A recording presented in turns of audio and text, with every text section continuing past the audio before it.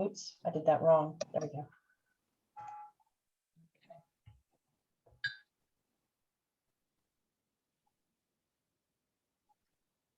Are we good to go, Stephanie? We are recording and we're good to go.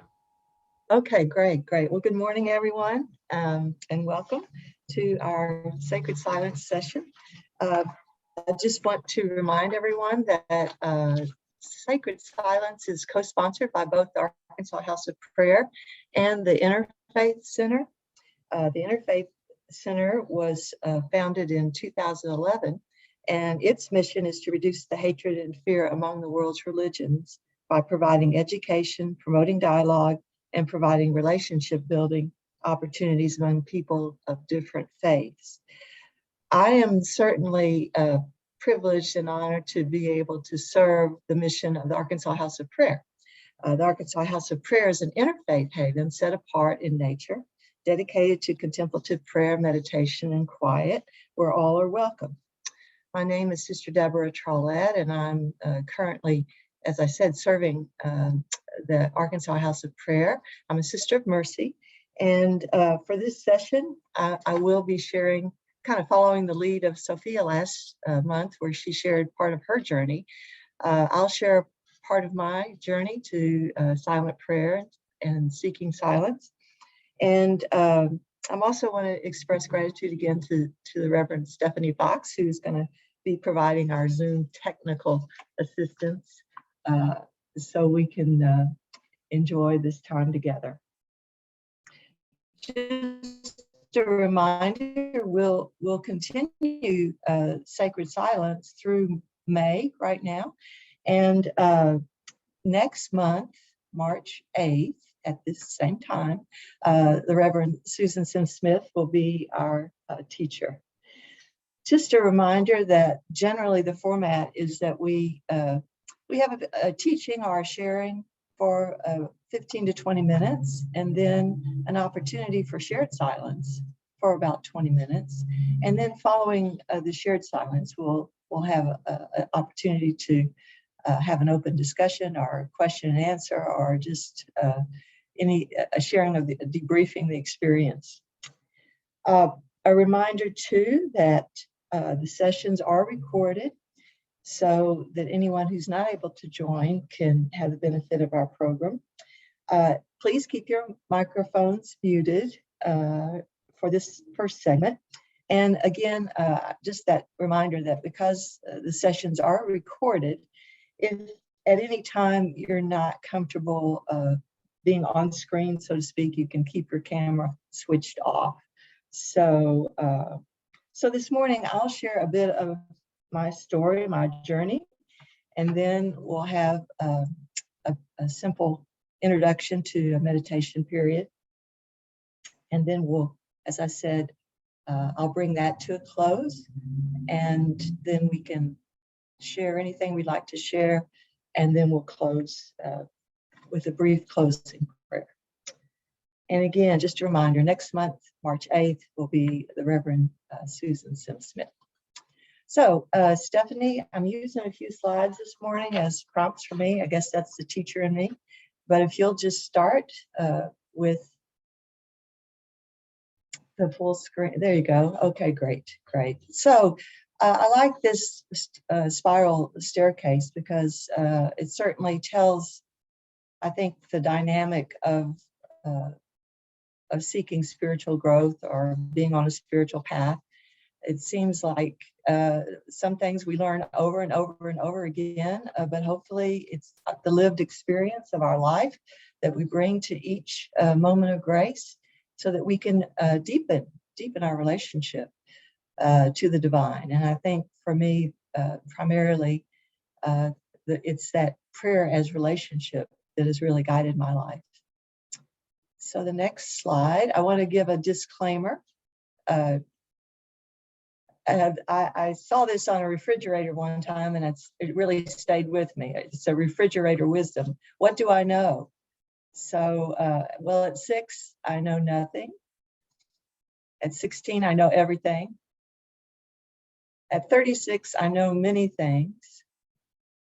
At 56, I know a few things. At 76, I know I don't know. So the disclaimer is I'm 67, and I think I'm certainly in that mode of maybe knowing a few things, but I'm quickly on the road to knowing I don't know a lot. So that's my disclaimer. But I do know something very, very important that I learned kind of early on in my, you might say, my journey. So the next slide. I know I have a need for spiritual balance. I had two very early clues in my life, particularly as I was a young sister who entered a community of religious women dedicated to service. I was given a gift when I first entered the community, and it was a Bible. It's this Bible, and there were two things that, as I used the Bible, I realized there were two flaws in the Bible. The first one I discovered was in Psalm 34. It's supposed to say, the Lord is close to the brokenhearted, and those who are crushed in spirit, God saves.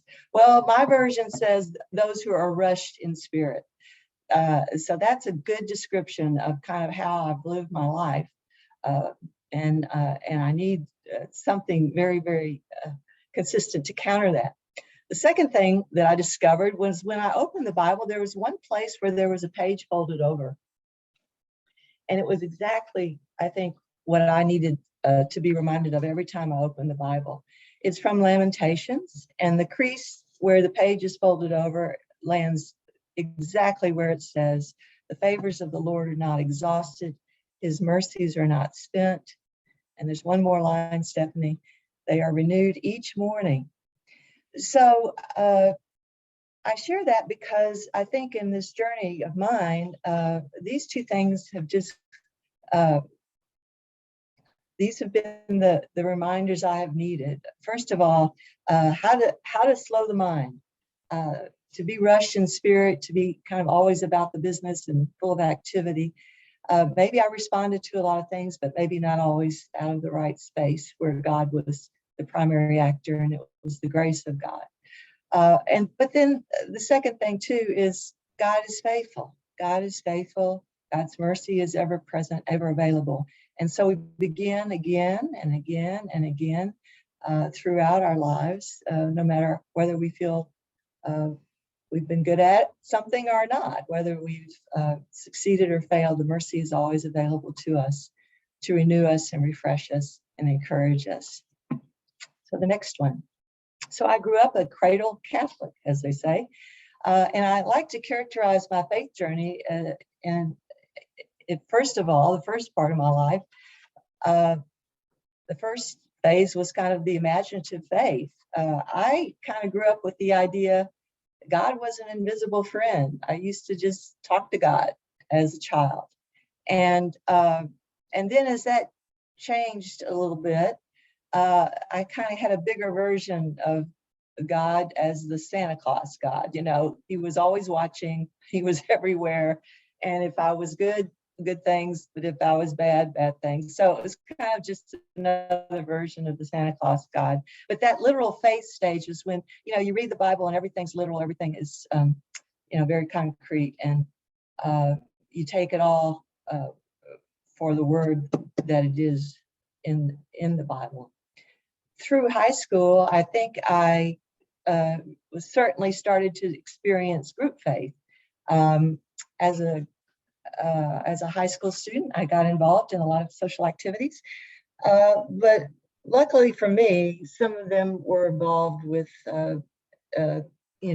things like youth retreats, and so I experienced faith, but it was pretty much kind of conformed to what the group was about. It was supportive, and it certainly led me on, but I was very dependent on kind of that peer group for my support. I will go back for one moment though and say something. When I was probably in the first grade, I think the first experience I had of just wanting to stay in the presence of God. I went to a parochial school, went to Holy Souls, and we had to go I say we had to go to Mass. We went once a week.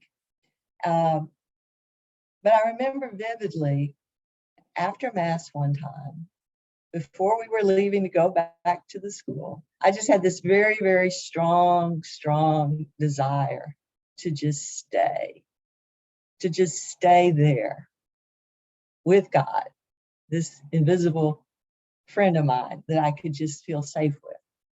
So that was a powerful moment in my early life.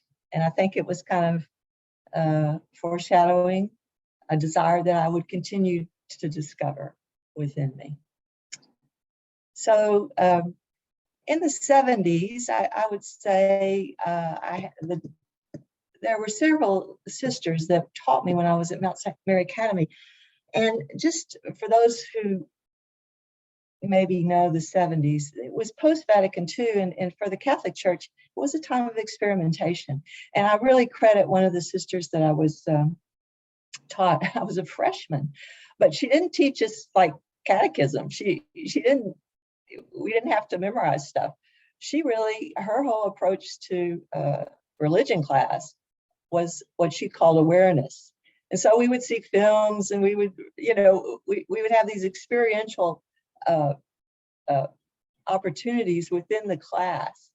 And I realize now that what she was doing, she was planting the seed for this thing that's so important in our spiritual journey, this thing we call awareness. Later during that time, I was probably a junior, but it was a theology class again. And one of the sisters just asked us very directly one day, if we wanted to know Jesus Christ. And I was, for some reason, that question that day just reverberated to my core, but I didn't want to admit it. I was kind of, that teenager that wants to kind of push back on anything that's, authoritarian.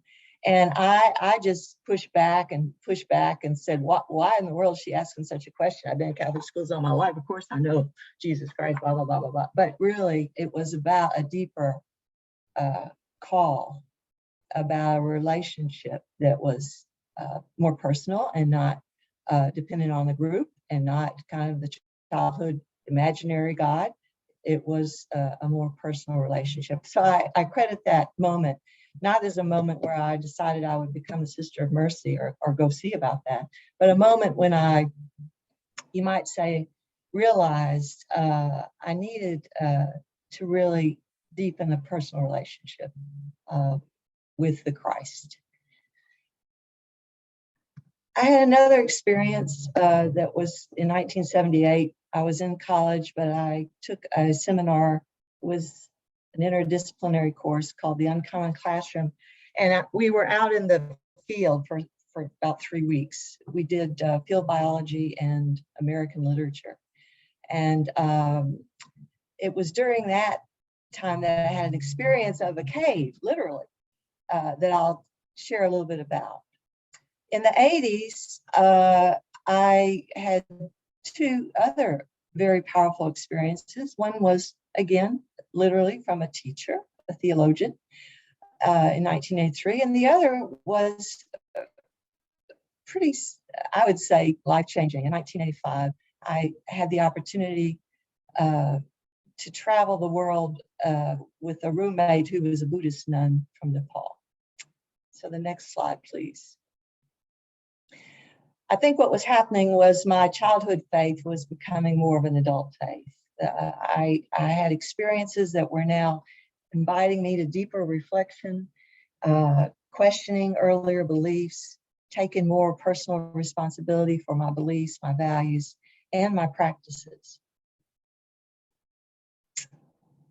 So the cave,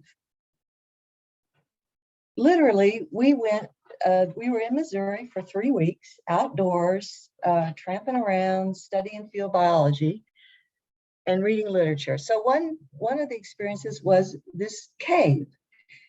And I'll just read a little bit from my journal, because I think this is very significant for, you might say, where my life took me.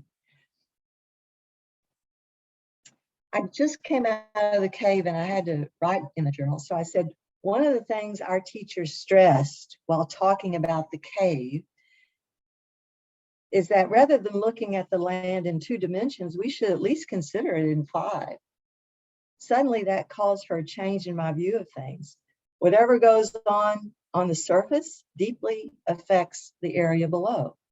And from what they said, it suddenly dawns on me how sensitive the Earth's inner core is. So very much goes on beneath the surface, so much of the time, and I am, for the most part, so unaware. When it came time to surface, to come out of the cave, suddenly there was a mysteriousness that was deeper than any previous wonderment that I might had at the biological life there that survived, or the age of the rock formations. The inner world of the cave became my own. How often do I forget what lies at the core of my life? The energy, the activity on the surface of the earth is 200 times more than that beneath. Beneath all the outer activity and frenzy, there's a still point that makes the disunity whole. How sensitive my inner self is to all the rumblings and ramblings outside. I guess that accounts for the times when I feel really scattered, but I don't really know why. At one point in the cave, for a mere 60 seconds, we all stopped. All lights were put out, and no one talked or moved. How still and quiet. How I would have liked a bit more time to be quiet and just listen. I know the earth is a dynamic whole. It is more sensitive than I could have ever imagined. I know that I am like that, and that we all seek basically the same dynamic and wholeness. I'm not sure we know how to listen, though. The next slide. In the early 80s, after that, I took a course by this theologian, and he was writing a book called The Ways of Imperfection. That ended up being very helpful to me. But the thing that most struck me about what he taught us, next slide, please. He taught us about one of the Desert Fathers. His name was Evagrius. And he taught that prayer was laying aside of thoughts. Prayer is essentially this rising of the mind to God by laying aside thoughts. I never heard that. I had heard this from the catechism, but when he taught us that, I went back to the catechism, and there, embedded there, which I never saw before or was never revealed to me before, was another definition. Prayer is the laying aside of thoughts. That totally intrigued me. And so it was from that course, you might say, that my sense of prayer started to change. Instead of just talking to God and saying all the formal prayers, it was starting to be present in the silence and to lay aside thoughts. Okay. In 1985, a few years later, I had an incredible experience. I had the opportunity to join 150 other young people from around the world, representing every religion, major and minor. And we traveled the world from July to August in 1985. And for that time, as I said before, my roommate was a Buddhist nun from Nepal. The travel itinerary was grueling, even for young people. And I can just remember what struck me. She was wonderful. But the moment, every time I would be barely getting out of bed with my alarm going, once I would open my eyes, I would look over and see her on her bed, and she would be perfectly in a perfect posture, sitting up straight, meditating. And I was like barely moving. So there was a moment when I said, she really, this is really amazing me, and it's powerful, and I want to know more about this. Next slide. So we became great friends. And the amazing thing was 5 years later, I had the opportunity to go back to India on a Fulbright as a teacher. The one weekend we were free to travel on our own, I and a friend went to Varanasi, which is the holy city for Hindus. 5 miles from there is Sarnath, which is where the Buddha preached his first sermon. Well, unbelievably, Anoja was there studying that very weekend. So I call it the Anoja reunion. But again, I shared that part of my story because of the impact her practice had on me. So the next thing that I can say is that, again, I was deepening in my, I think what I would call the adult faith part of my journey. So the next question for me was, what in my own faith tradition supports what I'm seeing as profound spiritual practice in other faith traditions? Next slide, please. So that's the phase where I really had the benefit of a teacher, Abbot Jerome Codell, Benedictine monk from right here in Arkansas. I started going on retreats at Subiaco, and it was there that he taught me about Christian meditation. And his primary teacher was John Main, another Benedictine. And John Main taught Christian meditation, but he taught it as the continual saying of the mantra, continual process, saying the mantra. So I did that. I really embraced that practice. And then in the 90s, I think what happened was I was led to the centering prayer practice that Thomas Keating helped bring and animate in our Christian tradition. And then in the 2000s, I was so committed to that. I knew I needed to deepen it. I committed to a 21-day intensive centering prayer retreat to deepen that practice. So again, Anoja was kind of a, you might say, an impetus for me to really discover within my own tradition what was there. And then the next slide, please. And these two books by John Main were important at that time, Moment of Christ and Word into Silence. Next slide. And as I said, that just laid the ground for, I think, what I have found is the most consistent practice now for me is the centering prayer practice. And it started with just reading his books, listening to his tapes, and then I did an introductory workshop where he was in Jackson, Mississippi. And then I did the 21-day in a small retreat center called in Alto, Wyoming, where he was there for all 21 days and taught us the first week. So then, next slide. Okay, you can go back. Gonna wrap this part up. You know, all things connect. And so I was ministering as a teacher and then a principal and then president of Mount St. Mary Academy for 22 years, from 1989 to 2011. If you notice from the picture in 1985 to this picture 20 years later, lots of gray hair. So, you know, an all-girls school, I say I can put names on these. But I knew the practice was necessary for me to be in the ministry that I was in. But I also never lost my desire for interfaith religious dialogue. So I joined the Arkansas Interfaith Conference. And then in 2005, because of the connections that I was able to make with Father Keating and the connections through the Interfaith Center, we had the Interfaith Conference at the Temple B'nai, Israel, and Father Keating came and gave the keynote.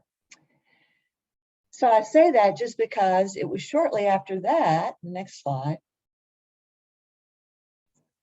that, and it was within the Arkansas Interfaith Conference that I met Susan Sims Smith.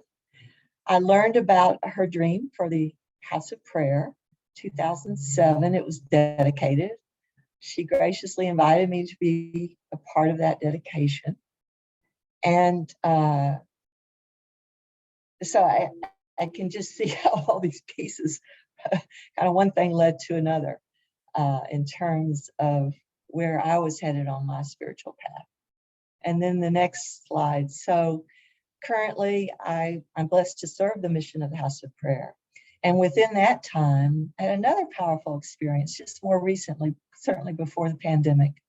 Traveled with Susan and Chucky Bradbury to a 3-day workshop in Davos, Switzerland. We had an amazing teacher, Sri Ganapatha Swamiji, and he taught us what he called Mauna practice, or radical silence. So it was 3 days of the most silence I've ever experienced at one time in my life.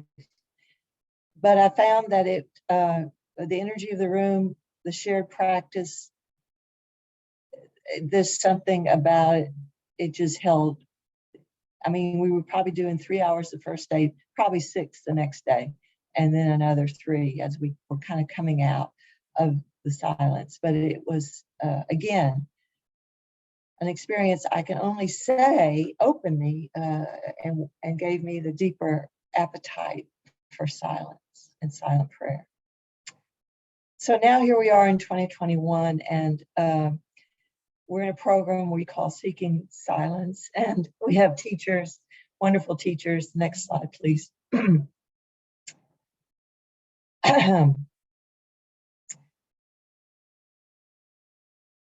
I'm sorry, go ahead. Next slide. We have wonderful teachers, and the blessing of this morning is, again, to be with you, to be with Susan and Annabelle and Sophia, and to continually learn from them as my teachers, and to learn from all of you. I always come away from a session like this with a deepening appreciation and wisdom from the group. So with that, that's a lot. That's a story. But I think what I'd like to do now is just take a pause and invite us to settle briefly in whatever method of meditation you've found helpful. It's always good to start with a few deep breaths and let each breath on the intake be a little deeper, slower, and the exhale, deeper, slower.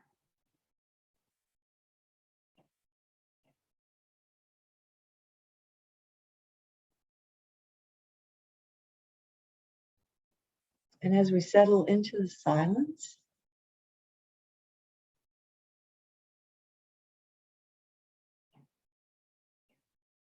we lay aside thoughts.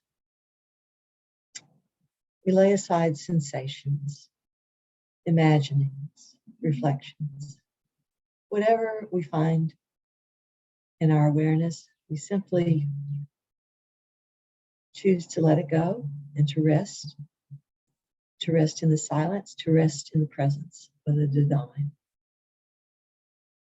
And so we enter into the silence for about 20 minutes, and I'll send the signal, I'll say a signal to bring that time to closure.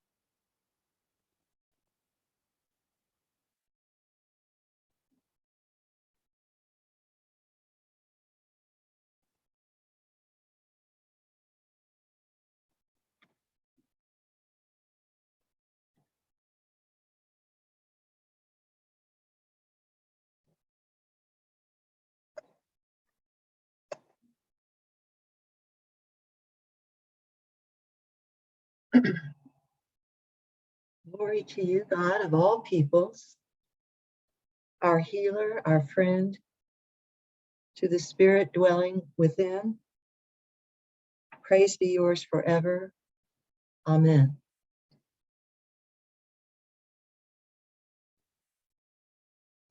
Amen.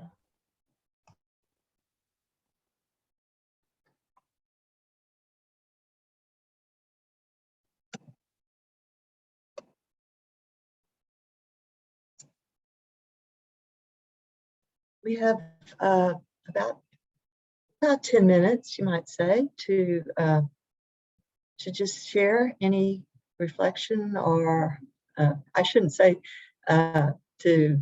we aren't analyzing our experience, we're just sharing around our experience. Any questions we might have, anything that I may have shared that leads you to ponder your own spiritual journey. So we'll just open it up and see what the Spirit might prompt. I just wanted to share that I think it was your image of the cave and going into that space. But for whatever reason, I went really deep, really quickly today and was able to really stay there. And it's just such a profound space of peace and fullness in the silence and in the presence of the divine. And it just reminds me in my rushing about how important it is just to take those times. And then once again, the energy, even doing this on Zoom with a group of people, is so much more different and so much a richer experience than doing it by myself. I could just really feel that, everyone holding the space and entering into the silence with me. So I thank you for all of your sharing. Thank you. Catherine?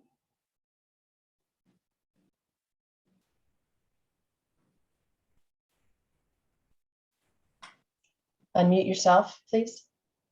I had a particularly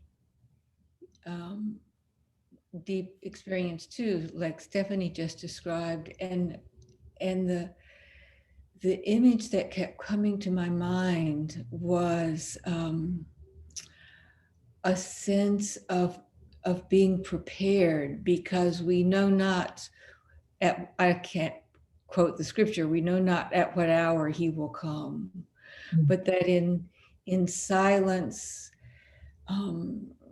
that it's a preparedness silence, not a I'm going to get something silence. It's simply waiting. That was my experience this morning. So thank you. Did I unmute myself? Could you hear me? Yes. I still got some kind of. Yes. Okay. Thank you. Thank you so much. Thank everyone for this opportunity to come together this morning in silence.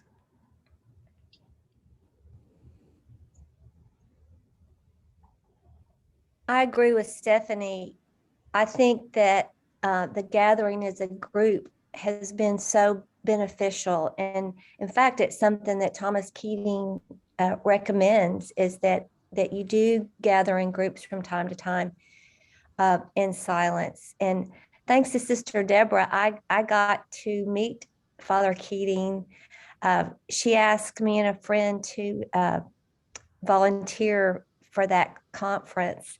He was the most intelligent, humble, peaceful person I can recall being around. And I thank you for that opportunity. I wish I had a dictionary, because his vocabulary was just incredible.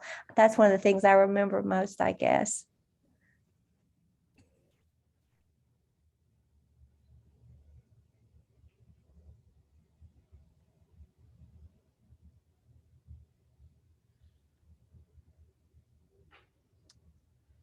It's Charlotte, and I adored hearing, well, being together in silence. I agree with each of you the depth that it takes all of us to be together.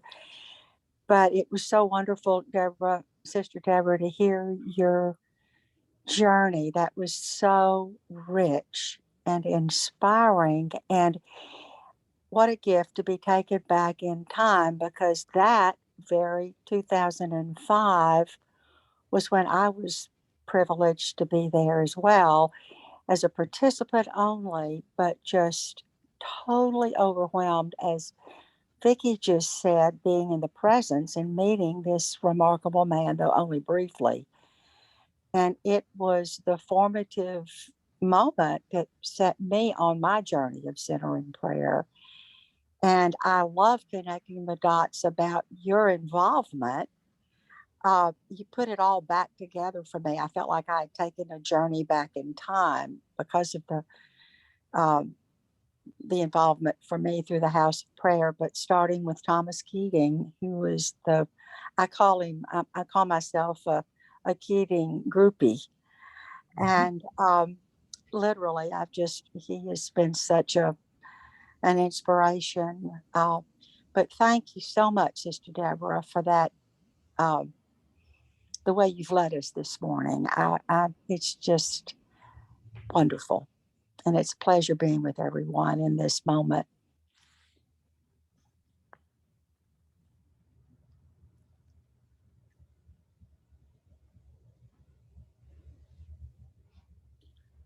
Sister Deborah, it's Howison. I want to echo what was just said, that I've had the opportunity over the last 3 or 4 weeks to hear several people's spiritual journeys. And it's been a while since I've been in a setting to hear that. And it's been very centering for me to understand that we are all on a path, and that there are ways that our paths intersect, throughout time. And anyway, it's given me an opportunity to reflect on my own spiritual journey some, and it's been really helpful. So I appreciate that. Great. Thank you. I hope that's the case for us all. That again, I think the experiences, there's so many in our life day to day, and they don't have to be dramatic. But each experience, there are moments when we just get that nudge, or that, I guess what Catherine said, we're being prepared. And then there's an openness to receive the gift, the grace in the moment, through wonderful experiences and people, and certainly challenges in our lives. They all move us along, you could say. But what keeps us grounded is, I think, a spiritual practice. Yes, exactly.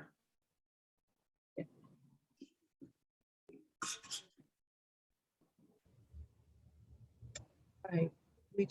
We're about out of time. Want to be faithful to our time. So is there any other comment or thought anyone wants to share? Okay. I just, a couple of reminders. There is a survey, so feedback would be helpful. If you take a little time, I think Stephanie's already put that in the chat. The other thing is an opportunity we have this Sunday. Wonderful teacher, Dr. Robert Barris, who taught us about a year ago, is going to share on the theme of going out of my head over you, embodied mindfulness practice. And he says, really, some people have difficulty sitting in silence, being still. And so he's going to offer a workshop that'll balance the sitting with the movement. So as a way to connect with the divine. So again, we look forward to that. You can register through the House of Prayer, and that will be from 2 to 3:30 p.m. time on Sunday. And I think next month we'll have Reverend Susan Sims-Smith sharing, and then we have April and May, and we'll let you know once we know who'll be leading those sessions. So again, we thank you And let's just pause for a very brief closing. And I know that, as Charlotte mentioned, we all come certainly during these challenging times with many, many people on our hearts, on our mind, that we carry, we have concerns for, we desire best for. So why don't we take a moment, call. Sister Deborah, Yes. did Stephanie want to say something? Yeah, I just, Oh, I'm sorry. it's okay. Yes. I just wanted to let everyone know, I know that some people like to take copious notes. And I've started, when we have these sessions, I'm sharing the presentation and the notes later in an email so that you can digest those at your own pace. I will include a link to the uploaded video on YouTube so that you can enjoy that again, share that with a friend. I will also include the link to the survey in case you miss it in the chat, and a link to register for Dr. Barris. So be still and be well, and know that you don't have to keep up with all of this at this time. Okay, great. Thank you. Thank you. So we'll just pause, and please call to mind any particular person or need that is on your heart this morning.